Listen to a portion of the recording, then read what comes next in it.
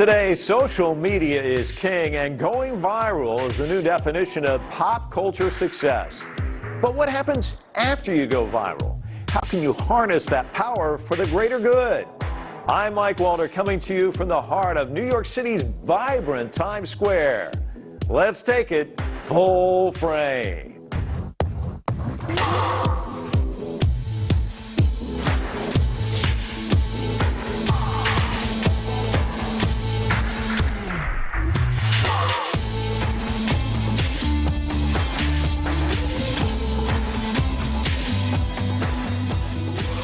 It seemed like a routine injury, a baseball player hit on the wrist by a pitch. But lifelong athlete Pete Frates couldn't seem to shake the injury. Doctors determined it wasn't a fracture and it wasn't nerve damage.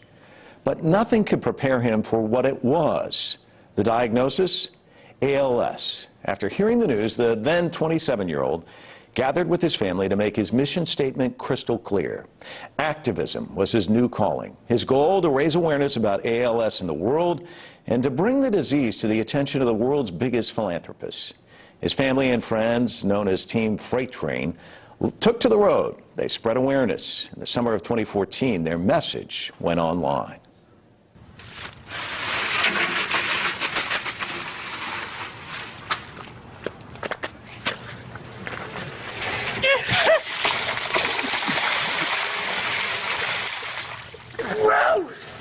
Jesus Christ! I nominate Arthur Cronin, Tom Ha, and Mike Boudreau. You have 24 hours to respond to this challenge. The Ice Bucket Challenge took social media by storm and helped to raise millions of dollars for ALS research. As the ice buckets were poured over the likes of Justin Timberlake and Bill Gates, the donations poured in. Our next guest was there when Pete got that diagnosis. She was there when the Ice Bucket Challenge was in its infancy, before it began sweeping across the world. She's a mother and career woman turned ALS activist who was part of this amazing social movement inspired by her son's desire to make a difference. Here to share their story is Nancy Frates. Hi, Mike. Nancy, well, it's such a delight to meet you. And your son is just such an exceptional young man because, well, let's go back, because these are two pivotal moments. You were there when the diagnosis came, and I mean, it has to hit you like a freight train. And then how he handled it with such dignity and courage. It just had to be amazing, both of those events. That whole day is a roller coaster of emotions, a roller coaster of spirit, a roller coaster of hope. In the morning, we went, my expectation was that the doctor was going to tell us he had nerve damage in his wrist because, as you said, he had gotten hit with a baseball. When he said the word ALS, Lou Gehrig's disease, it was incredulous to me. And the point I go back to is, you know, you have a knowledge Rolodex. So as soon as he said ALS, what did I do? What do I know about ALS? And I'm embarrassed to say I knew very, very little.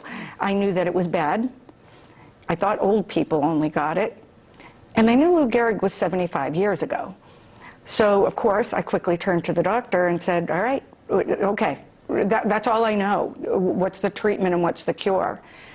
And then the second shoe dropped. And he looked at us and he said, I'm so sorry to tell you this, but there's no cure, there's no treatment, and you have a 3 to 5 year prognosis. And during that 3 to 5 years, his motor neurons will all die, which will render him not being able to move his extremities, not being able to eat on his own, to speak, and eventually not to breathe on his own. And we went home in trauma. All my children came home. We were empty nesters at the time, so all those 20-somethings came home. And that night, Pete had always been a leader. And in his darkest moment, his exact words were, there'll be no whining, strap it on, people. This is my new team, and this is what we're going to do. We're going to change the trajectory of this disease. I'm sure you never saw this tsunami that's really kind of, I mean, it's a wave that's gone all over the world initially. You couldn't have seen it. I didn't see the magnitude of it, but I knew that he could initiate a movement. I think the underlying the underlying thing that really catapulted us was that we didn't try to be something we were not. We knew we could build awareness. We just knew we could. When you're business, it's a brand, whatever. And we had our greatest treasure, Pete, willing to put his journey out there.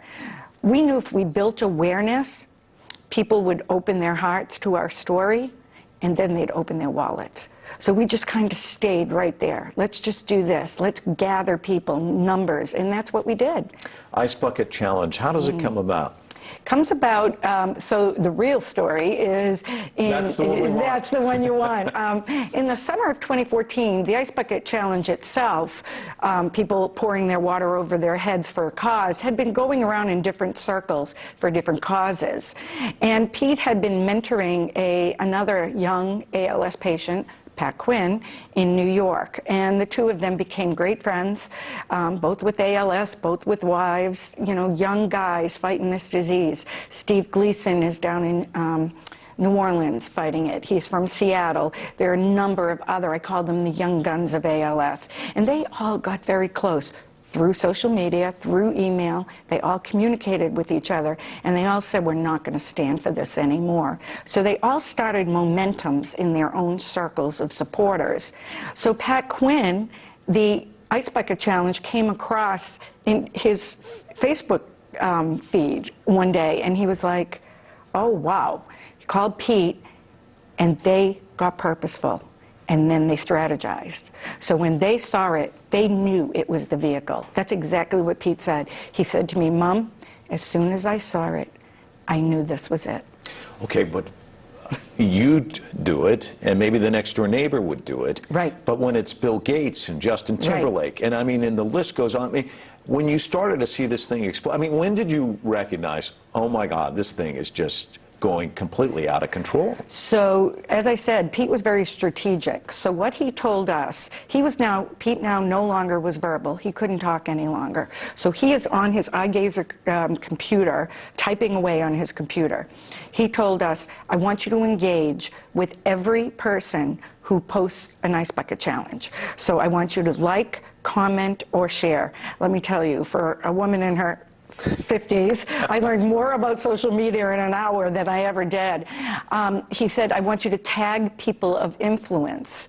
So when you write a comment, if you know that they know somebody who's the head of Rotary or the head of a company, tag them in your comment. So we did that for about 3 days with our brother. The computers grew, as the thing started. And then I tell the story that it was 4 o'clock, like on a Sunday afternoon, that there were, 8 50-year-olds in their pajamas at 4 o'clock in the afternoon going, okay, I think we're done. But the same, my hands are falling off. Yeah, we can't keep up with this. It was so constant. But at the same time, what Pete was doing is that we thought he was name-dropping all those years. Well, he wasn't. He knew a lot of professional sports figures in Boston. He knew some outside of Boston. So what he did is he was writing emails to people saying, this is what's coming at you, because, people of that profile tend to get a lot of things thrown at them.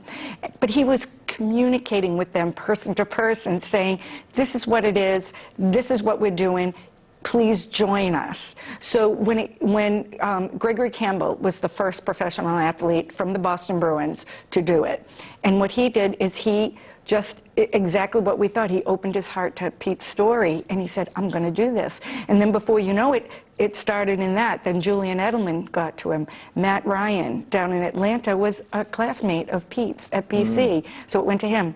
But the Boston College community really was one of the main influences in really catapulting it. Your son wanted to put this in front of Bill Gates. What was that like when he finally did it? That was the only time I cried. Because, as you said, 6 hours when he gave us our directive, he said, I'm going to get this in front of philanthropists such as Bill Gates. So when Bill Gates did it, it was the only one I cried. And Bill Gates didn't just go in the backyard and pour water over his head. He really thought about it and really thought about his Ice Bucket Challenge. I'm glad to give to ALS. It's a great cause, but I want to accept this challenge. I want to do it better than it's been done. Been working on this, got this design. There we go. Yeah. It's going to be great.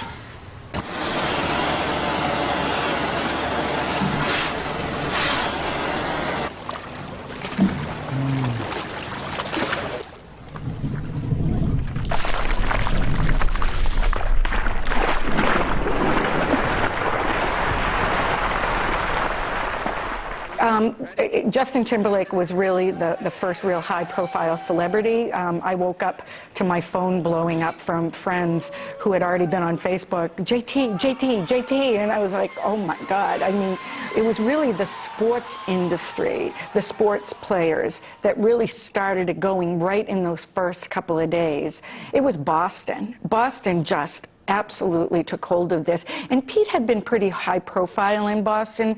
A lot of people had known his story. So it caught on like fire in Boston. And then when traditional media got involved, that's when it just really exploded. I know that the President of the United States was challenged, and I'm sure he didn't want to throw a bunch of water on himself, but I remember him saying, you know, I respect this, or I forget what his words were, but I'm going to make a donation. For it to go all the way to the President of the United States, that's got to be pretty significant. But it didn't stop there. I mean, it spread around the world. It's actually still going on. And it's still going on. Yeah, it is. You just I imagine every day you wake up and you just are like, I just can't believe this. Absolutely. I don't even think I've had time to sit back. We laugh because we made a phone call about 2 weeks into it down to the National ALS Association, who has 39 chapters throughout the country. And we said, we think we might have jumped the shark. We think our 15 minutes is up, the Frates family. You got to get someone else to pick the ball up here. And the joke is now is, yeah, well, I guess our 15 minutes isn't up quite yet. But that's only because of the love and the momentum that we won't stop for the ALS patients and their families. They are the ones that fuel us every day. And I don't have to look far for my answers. It's right in my own home. And I think there's also this gap in knowledge and awareness and raising funds, but now there's millions flooding in. Talk to us about the research. What are you seeing that's significant as a result of this? So, unfortunately, our community about 2 years ago had the rug pulled right out from all of us. A drug that had been in development for over 10 years was in a phase 3 trial, and we all thought this was it. This was our hope. It had promises of slowing down the progression. And the phase 3 trial data came in with no efficacy. And that was it. It was literally dropped by the pharma company that day. So did we put all our eggs in one basket? No, we put all our hope in one basket, though. So that was a very devastating day for the community. Since then, researchers are still working hard. This disease is so complex and so elusive. Not that there isn't smart brains working on it. There are some incredibly dedicated and smart people. But right now, what I would love to say is that these millions of dollars are going to be thrown at a promising drug that we have, something real tangible that we can all like sink our teeth into. Unfortunately, we're not there yet. A couple of the leading doctors that have been in this field for 40 years, they tell me all the time, it's the game changer. The cure will be found because of August 2014. And the game changer and the game he loved, the Boston Red Sox. Talk to us about that and the honorary contract. And, and your concerns about it. I mean, you were talking to me beforehand, before we started the interview, that this was a tough thing for the family because he's in a fragile state. So talk to me about how important this was for him and just that whole event, what the Red Sox did and the feelings. Pete uses a machine to eat. He uses a machine to breathe. He uses a machine to communicate. He uses a machine to move. He uses a machine to lift himself out of bed, the caregivers to put him in a chair. So he says he's the bionic man. Unfortunately, the last time he was in the hospital, he was battling pneumonia and had to be put on a ventilator in order to breathe.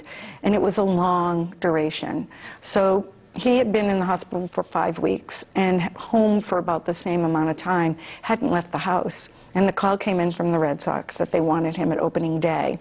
And I was a little hesitant because he has 24-hour care now. And I just, it just takes a village to move him. So I went in and I said, Pete, the Red Sox are calling, they're so good. I said, and I don't think, I'm not so sure, is this something that we want to do?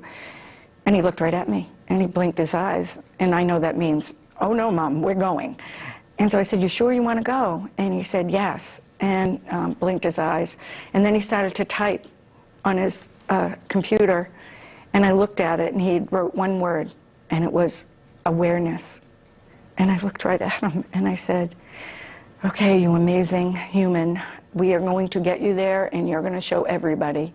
Because he knows, especially Red Sox fans, have followed his journey, and he wanted them to see him with the 24-hour nurse, with the caregiver, and with the ventilator. And little did we know when we got there, that wasn't the real reason. It was the best reason we were there, but the Red Sox signed Pete to a lifetime honorary contract. He will make official Pete's membership forever in the family of the Boston Red Sox by signing this good player and this good man to a professional baseball contract. Pete Frates, welcome to the Boston Red Sox. As a mother of a baseball player, it was more than a dream come true, and probably more special than if it was for him to actually get up at the plate, because the battle he's waging is helping so many people that need it so badly. One final question. For people who aren't where you're at, and you're on the front lines there, this disease is just, it's almost difficult to put into words what it's like. But I mean, it robs the patient of dignity, every last bit of their being, but their mind's still there. Exactly. Which, talk to me about that part for your son, because it's got to just be brutal, and brutal for you as a mother to watch. Absolutely. He will tell you he feels he is sharper now than he was prior to the disease, because he says he's so uniquely focused on what he's thinking, because his brain isn't messed up with move my left arm or put one foot in front of the other. It's really unbelievable to see, and he has become a beacon of light and beacon of hope for a community that has waited a long time to be heard. So as he says, ALS, we're the cool disease now, no pun intended, but we're the cool disease now. So watch out, we're not going to stop. Well, we are, because we're going to leave it there. Thank you so much. What a delight. Thank you. Thank and you. My best to yours. Thanks so much. When we come back, doing good is just a click away.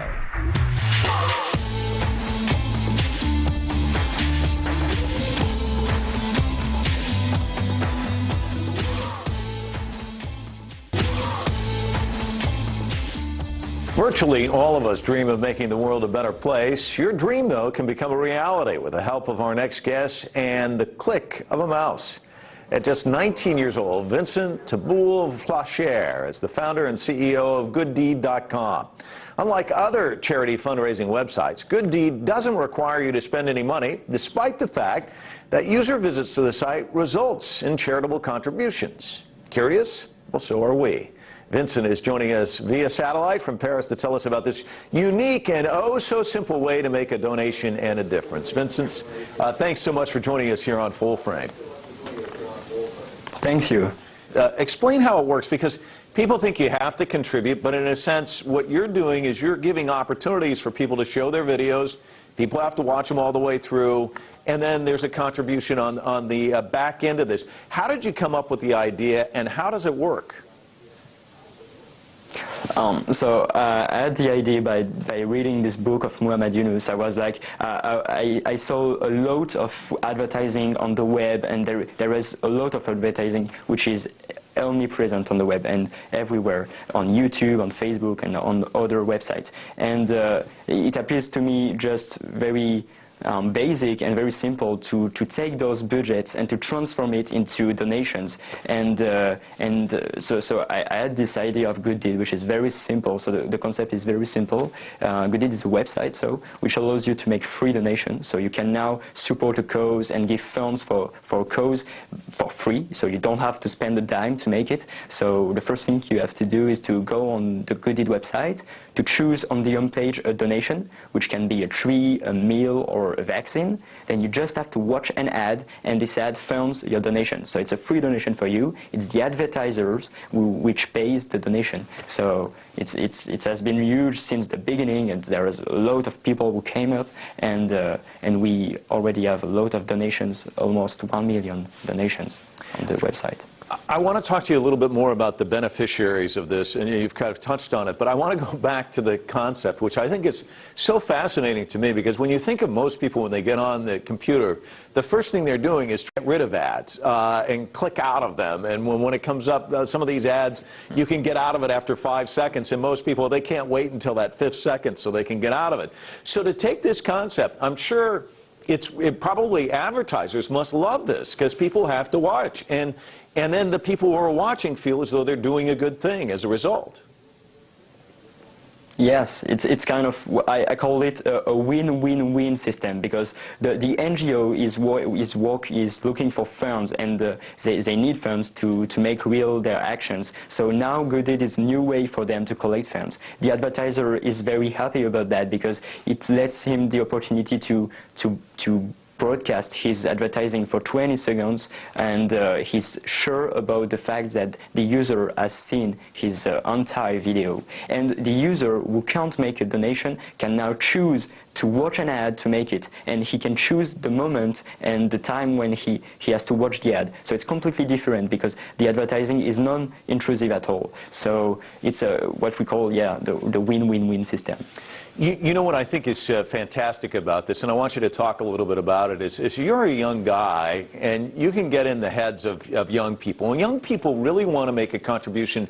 They want to get involved. I mean, they really care passionately about these issues, but then they don't have the big wallet. So this is a way for them to give, as you said, win-win-win. But talk to me about that mindset of young people and how you knew to tap into that. There is one fact and one number which is very, very important to us, is that we try, as you said, to target young people, and one number is very interesting, is that 70% of our users are under 35 years old. And it's very important for NGOs, because NGOs are looking to raise funds from young people. Actually, 60% of donors are over 50 years old. On the other website, and it's completely different for Good Deed, and that's what we try to do. We try to sensibilize and to engage new kind of donors, and this new kind of donors is young people. Young people are very aware of social networks or sharing on Facebook, Twitter, Instagram, and things like that. And that's what we try to do, is to adapt the humanitarian world to the young world of social networks. Talk to me about the NGOs. You mentioned there are 3 that you can choose to contribute to. How did you kind of arrive at the decision to go with those 3? We choose the 3 NGOs, which are UNICEF, World Food Programme, and WeForest, and we choose them because they are very trustworthy, and they gave us a lot of transparency about the project we found. And one thing was very, very important to me, is that actually people, when they give money to a charity, they give $50, and they don't know what the NGO does with this money and where the funds goes. What we try to do with Good Deed is to give them feedbacks about the project they found, as the user can see all the story and all the advances of the project he has found. And UNICEF, or World Food Programme, and WeForest gave us the opportunity to let them give those feedbacks to our users, and it was very important for us. Okay, you talked about WeForest, 100,000 trees planted. I mean, we're talking about children in Kenya, 18,000 of them fed for an entire month. These are really dramatic numbers. Also, vaccines handed out in large numbers. As these numbers started to increase and you started to see the impact you were having on people around the world, what was the feeling? It's very cool thing. Just I have a big smile every day when I come to work every morning, but it's not just a feeling. It's very cool because it's not just an idea. We build it with a lot of people, like my team, like the investors, like the companies who trust in us, and with the NGOs, and it's a kind of a big global work, and with the chance of our community, which is very involved in Good Deed. So. It's a good feeling. Well, and you're probably very, very busy working all the time. Even at a young age, you're probably going 100 miles an hour. But do you ever think, geez, I'd love to get on a flight and go to Nairobi and travel around Kenya and meet some of these kids that I'm impacting? And have you thought of doing that? Have you been able to do that? Or are you too busy with the site? Yes. Yeah, it's really my goal. I would like to travel all around the world with all the team and take a kind of bus and like the Volkswagen, you know, the hippie car, and make a tour around the world to see all the projects we found and to take photos, videos, and to help on the project and to give the news about those projects to our community and to tell them, okay, look, you found all that, now we are on the operation, and that's what we do. And I'm sure that people will love that, and it would be a great adventure, which begin with the funds and which ends in Kenya or on the operation. So it's a beautiful adventure. I love that answer because it gives a snapshot into your brain. You're always thinking, I can tell. So talk to me about 2014 when this launched. Was it small initially, and where are you at in terms of people who come and visit the site now? At the very beginning, it was a little bit small because we just had around 100 Facebook fans, and it was my friend or people I knew. And then it has very quickly begun to be something very huge because a lot of people at the end of their free donation just shared it on their social network. And it's very important to us because we try to tell to people to don't underestimate the power of the social network, the power of their network, their friends, and all our community is based on that, actually. So we have around 70,000 people all around the world who make donations on Gooddeed, and it's because people shared it on their social network or talked it to their friends and talked about Gooddeed to their families or things like that. So actually it's a kind of expansion and an exponential growth, and that's what we try to reach. You just recently expanded internationally. When you start talking about this reach and just kind of this wildfire aspect of just social media just kind of continuing to push this, talk to me about where you are now, how that changes the business model, if it does at all, and what's your vision, you know, maybe 2-3 years out. I mean, obviously your footprint already very significant, but I imagine internationally it's even going to be even bigger. Yes, so last month we just launched internationally. It was a big step for us, and just last week we went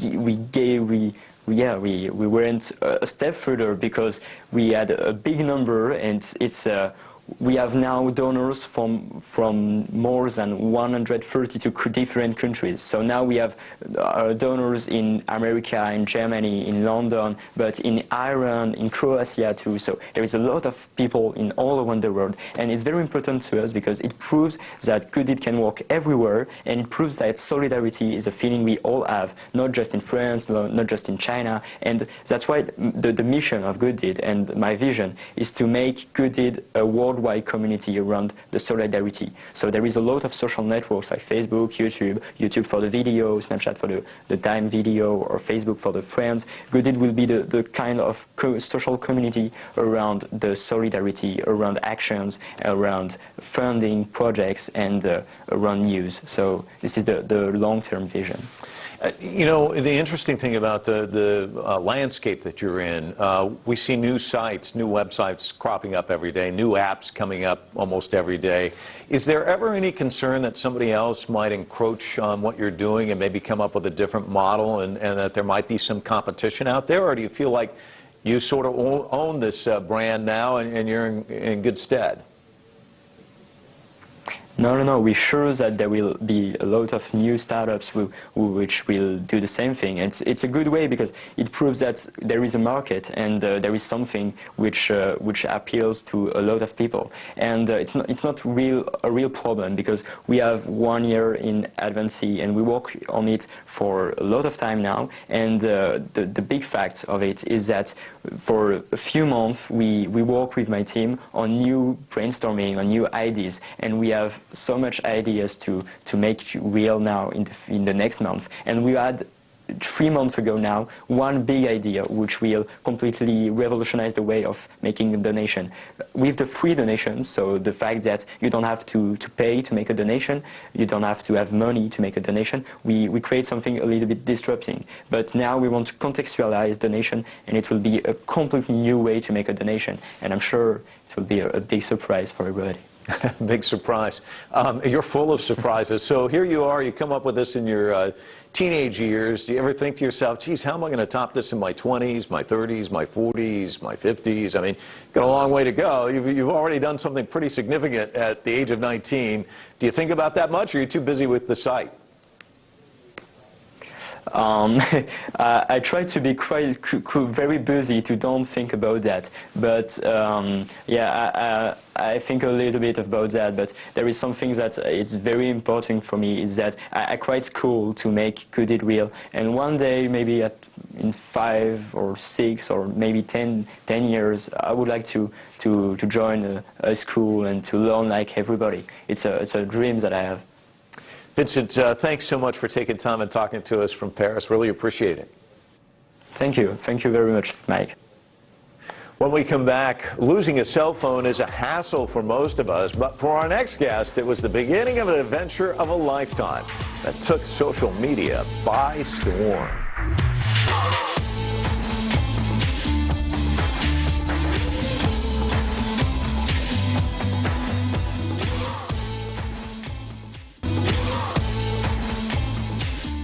This looks like an ordinary cell phone, doesn't it? Well, to our next guest, it's something else. This is a ticket to international adventure and intrigue. That's right, a simple iPhone played a pivotal role in a cross-cultural experience of a lifetime. 1 year after Matt Stopera lost his phone, mysterious photos of a man and an orange tree began appearing on his shared photo stream. Stopera is an employee of BuzzFeed, a New York-based social news and entertainment company. So naturally, he wrote a story about the mystery man and the orange tree for the BuzzFeed website. Almost instantly, the story went viral. It quickly gained traction on Weibo, China's answer to Twitter.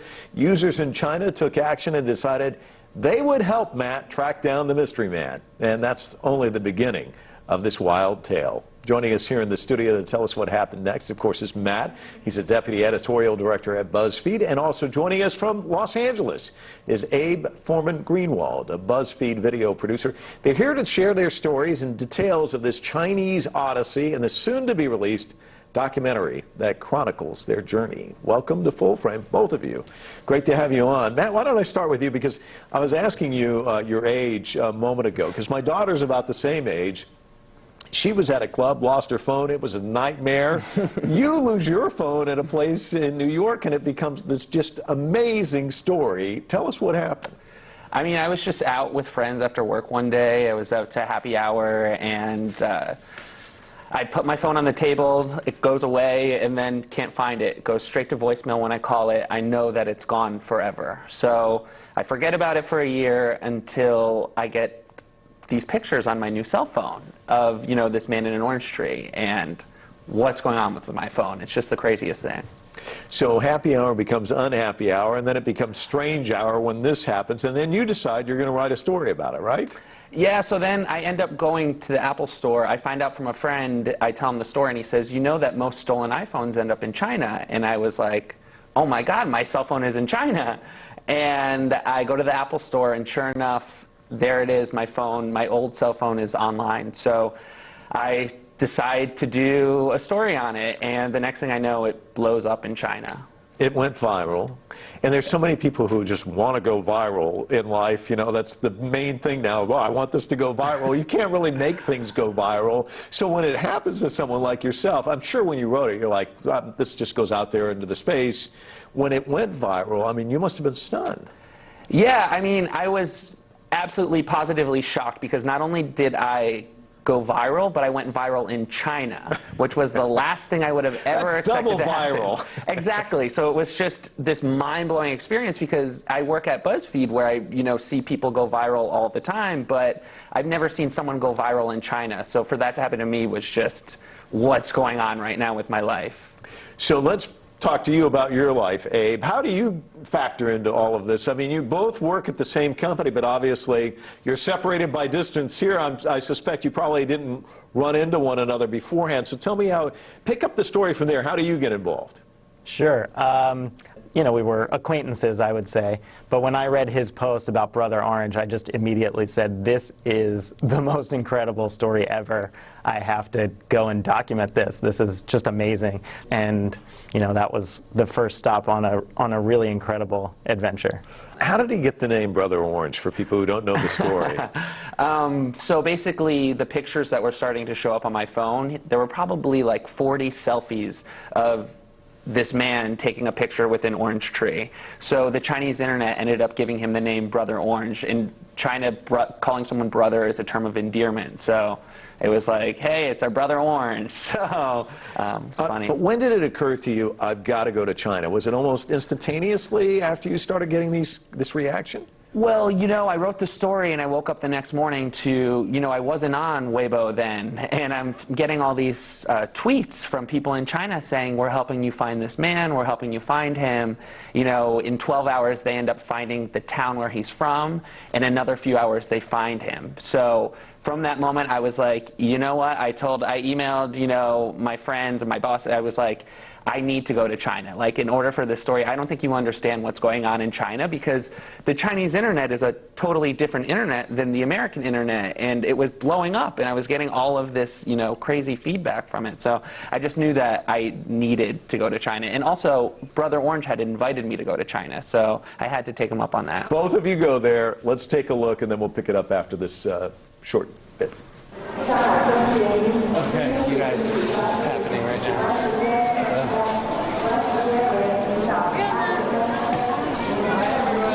Oh my God, Brother Orange! Hey! So nice to meet you! Why I come to China? Yeah, thank you. Why I come to Meizu? Thank you so much. Matter. How do you do? Great. How do you do? How do you do? How do you do? How about you? Thank you. Ni hao. Ni hao. Is everything you expected the way you expected? I'm It's everything. overwhelmed. Overwhelmed. My favorite part of that whole thing, there's so many different elements of it to love, but one of them is your eyes. It's like, oh my God, like, what have I gotten into? How quickly can I get back on the plane? I think it must be, I mean, what were you thinking? I mean, that was after traveling for 20 hours, too, so I'm already crazy in my brain, and to get off, you know, an escalator and go down, and then you just see a huge crowd waiting for you, and then they, you know, swarm you, and then scream at you to say something in Chinese, and you forget everything you know in Chinese, and whatever, the little bit that I did know, and so I just, like, panicked, and I also didn't know what this man was going to be like, and you know, it turns out that he's incredibly warm, nice, and, you know, super outgoing, but I had no idea going into the airport, so seeing him there it's like meeting someone online. It's just like a scary experience. Well, the funny thing is I was like, ni hao's all you can muster, but I guess given the fact that it's 20 hours and your eyes are like this, and so Abe, what are you thinking when all of this is happening? It was wild. I mean, like Matt, I had been traveling for a long time. I was exhausted. I was in sweatpants and a T-shirt. And all of a sudden, you know, I'm in the middle of this throng of media. I had to really elbow my way in there to get that shot. But I wanted to be ready. I knew this was a huge moment for the documentary. So I was getting my elbows in there, and somebody was squatting right beneath me, taking a shot, because there were so many people there. I did not know it was going to be like that, but it was, looking back on it, it's funny. At the time, I was pretty overwhelmed myself. You know, one of the things I love about this story is there's a leap of faith involved here, because Brother Orange ends up with a stolen phone. I mean, that's the bottom line of this story, and it's like, oh my God, you know, I'm sure he wasn't like, I'm going out and I'm buying stolen phones or whatever, but for him to do the connection, I mean, it does take a little bit of a leap of faith. And then the other thing is, like you said, you guys don't know each other at all. How weird was all of that?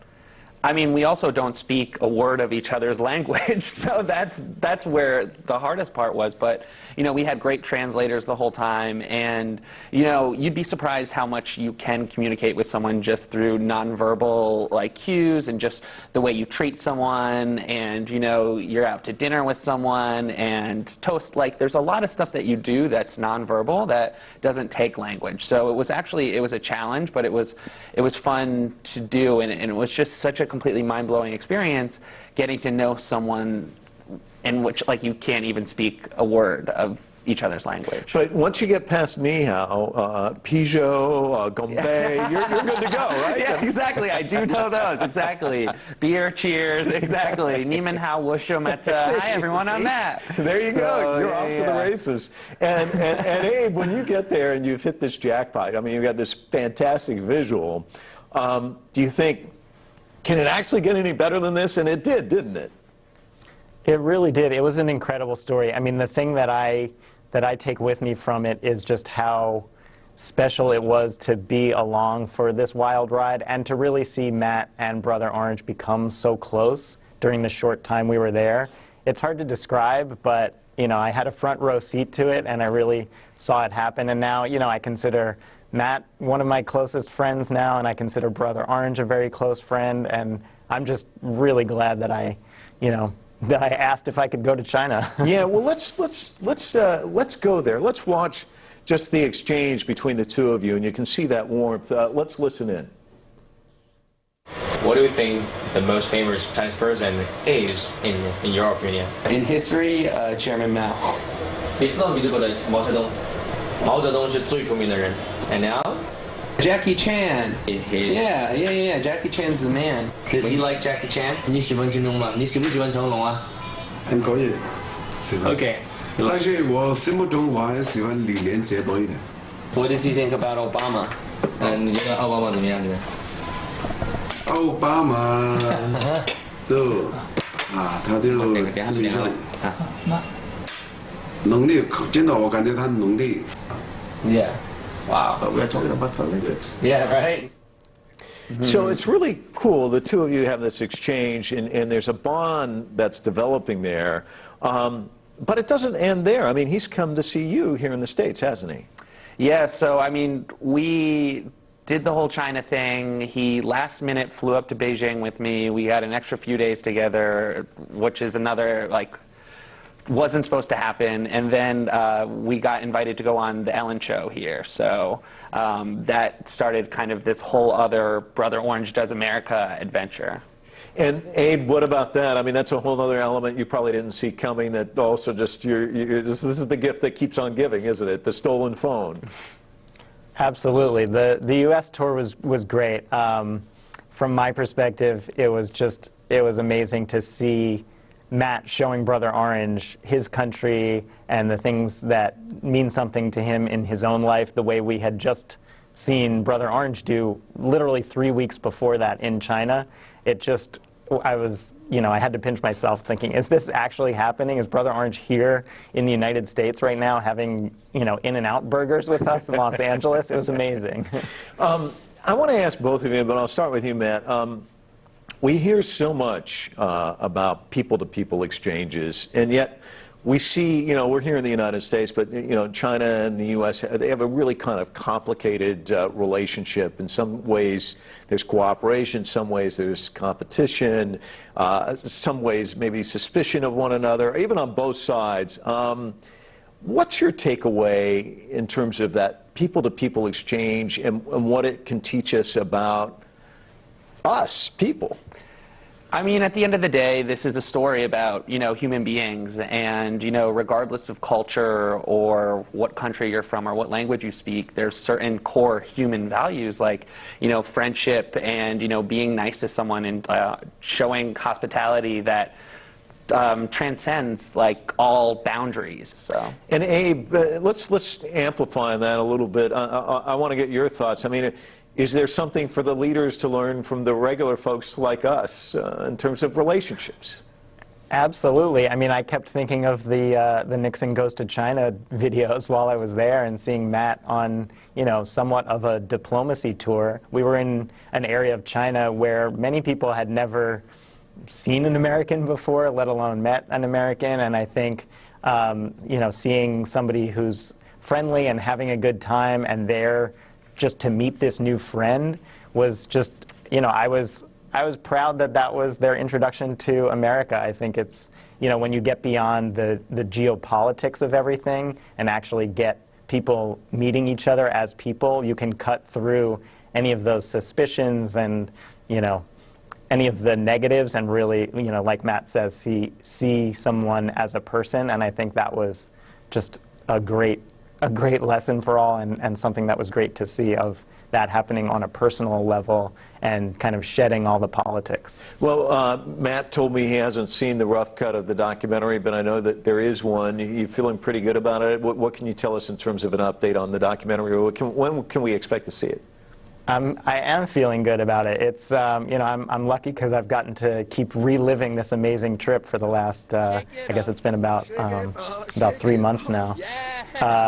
Basically, the update is I do have a rough cut. I've been screening it for people to get feedback, gotten a lot of feedback, incorporating some notes. I don't know exactly when it's going to be released or what that release is going to look like, but I have a lot of excited Weibo followers who really want to see it in China. So that's the most important thing to me, is to get it out there in China and have people see it, and then worry about the U.S. release after that. Matt, I know that the larger story is this relationship and just kind of the wild ride, but any thought at all how it gets off the bar and into his hand? I mean, the journey itself that the phone took, or is it just too unimaginable? I mean, at the end of the day, it goes kind of to this core Chinese value of fate, you know, and what's meant to be is meant to be, and, you know, stuff will work itself out, and, you know, you kind of just give it up to the universe, and that's what happened. And you can't help but believe that, you know, I lost my phone and it ended up with this amazing human being, Brother Orange, and I have this platform of BuzzFeed to write about it, and it could have only worked with these two people. And so it just kind of makes you believe in, you know, this bigger idea of fate, and, you know, it's meant to be. And my phone was, you know, my phone, he got it at a used cell phone store, and Brother Orange picked it out of, you know, probably hundreds of iPhones, and the fact that it was my iPhone, that's too weird. That's too much like, all right, someone's controlling this, you know, so. I have a friend of mine who says all bad things are really good things in disguise, and you're proof of it. Thank you both for stopping by. What a fantastic story, and I really appreciate your time. Thanks. We'll be right back with this week's Full Frame Close-Up.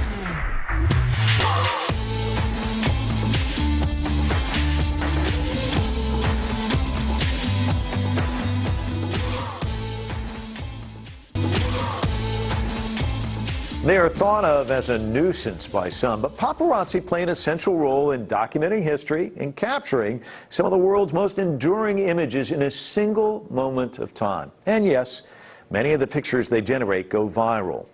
Paparazzi Proposals, inspired by its founder's real-life experiences as a paparazzi photographer, is putting a new spin on wedding engagement photos. Using stealth photography, Paparazzi Proposals aims to document the raw emotion of a memorable engagement.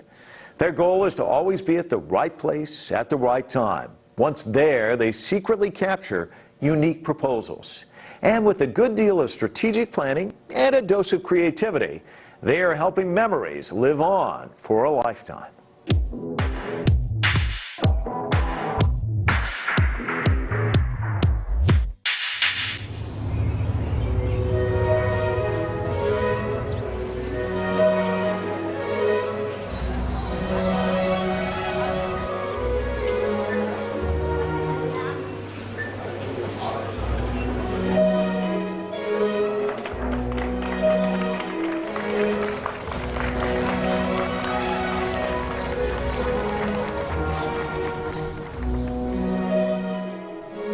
What we're seeing more and more is that, like, the wedding is very much orientated around the girl. It's around her dream, her thing.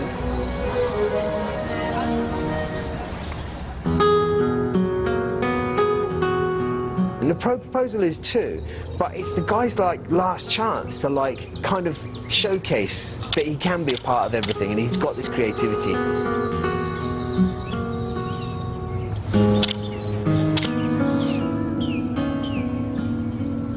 This really fundamentally is the last thing you're going to do to surprise them, which is going to change everything going forward.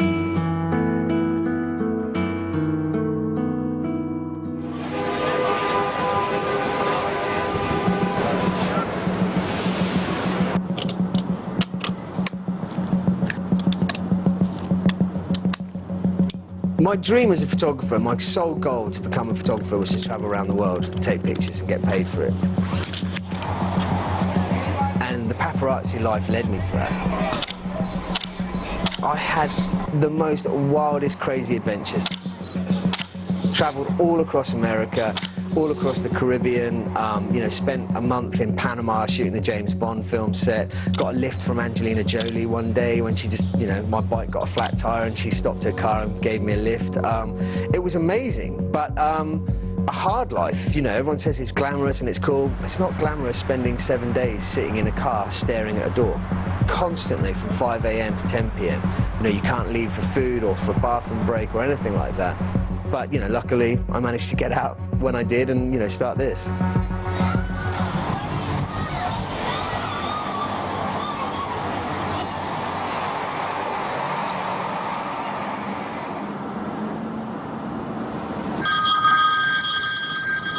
Paparazzi proposals. Now it's really interesting because now I say, you know, paparazzi proposals. People are like, oh, so what, you are a paparazzi? And I'm like, well, I'm more of the people's paparazzi now, you know? Like, forget Brad Pitt and Angelina Jolie. I want to help Joe Bloggs, who wants to make his proposal absolutely amazing, give him that celebrity treatment, and capture the whole thing on camera so that, you know, friends and family can share that moment.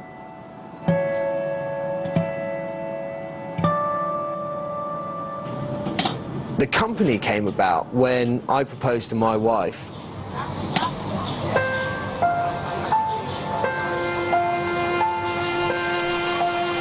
I thought I'd done it all. Like, you know, we went for a nice bike ride in Central Park, had a beautiful picnic laid out.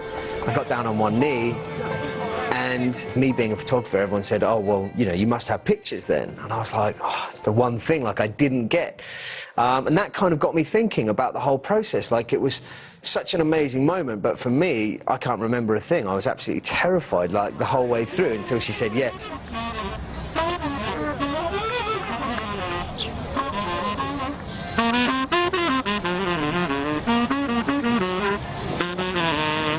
The whole process would have been really cool to document, but not intrude on. And that's where kind of the light bulb moment came off, was, you know, the paparazzi back in when I started 8-9 years ago, you were not seen. You know, the whole idea of it was very unobtrusive. You couldn't be seen by either the celebrity or their security guards. The whole moment was just recording it, was documenting it, and that's what really sort of resonated with me, was would it be so cool to be able to capture that whole moment but not intrude in it.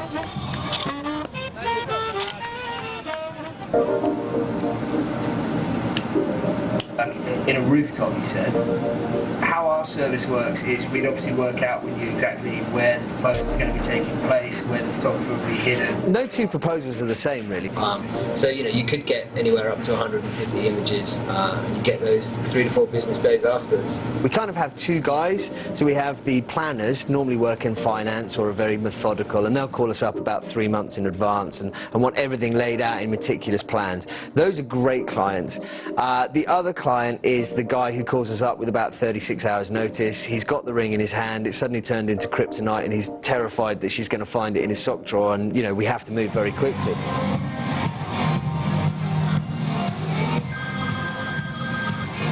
James speaking. Luca, how are you, mate? First of all, we want to find out from them what they have in mind. So if they haven't got any plans, you know, what would they like? Do they want it very private? Do they want family involved but not standing really close? I spoke to Luciana about it all. It seems pretty straightforward that, you know, you guys are going out on a boat and you got the picnic and, like, you know, all of those details that over time and over the 4 years that we've been doing this and the hundreds and hundreds of proposals that we've captured, we started to see, you know, what's worked really well and what guys have liked and what girls have liked and all of those things.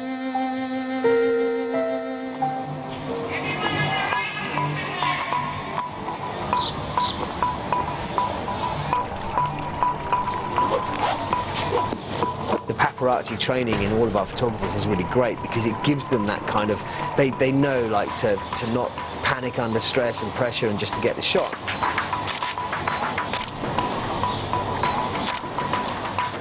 But at the same time, we've only got one chance, literally one chance to get that shot when he drops down to one knee. So we've got to make sure that, you know, she's facing the right way or the photographer's position. Steph, you are the love of my life and my soulmate, and I love spending time with you and being with you. And Greg reached out to me. They've been dating for quite a while. You know, she's really keen, I think, for the proposal to happen. He wants it to be kind of significant and meaningful, but he really wants to surprise her. Working with Paparazzi Proposals to plan this has been an incredible experience. James has been terrific.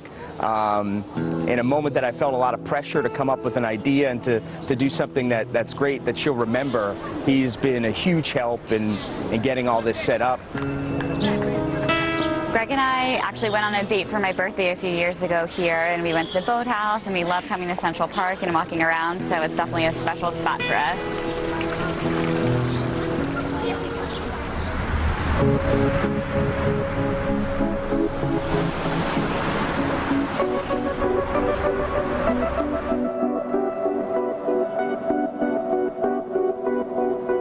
Social media has really been an amazing transformation for the business. You know, a guy gets engaged, it's normally his partner that's putting the pictures up online on Facebook, they're announcing it, their friends are liking it, they're sharing it, they're commenting on it, their friends are liking it, and it kind of grows like rings in a tree. Suddenly we're reaching a massive network of people. You know, now we're operational in 20 cities across America. We're averaging anywhere between 15 to 20 proposals a week. And we're wanting to looking to launch in Europe at the end of this year. And then, you know, hopefully Asia and Australia at the end of next year. You know, I'm really proud to be using some of the best paparazzi photographers out there and using their skills to make happy memories.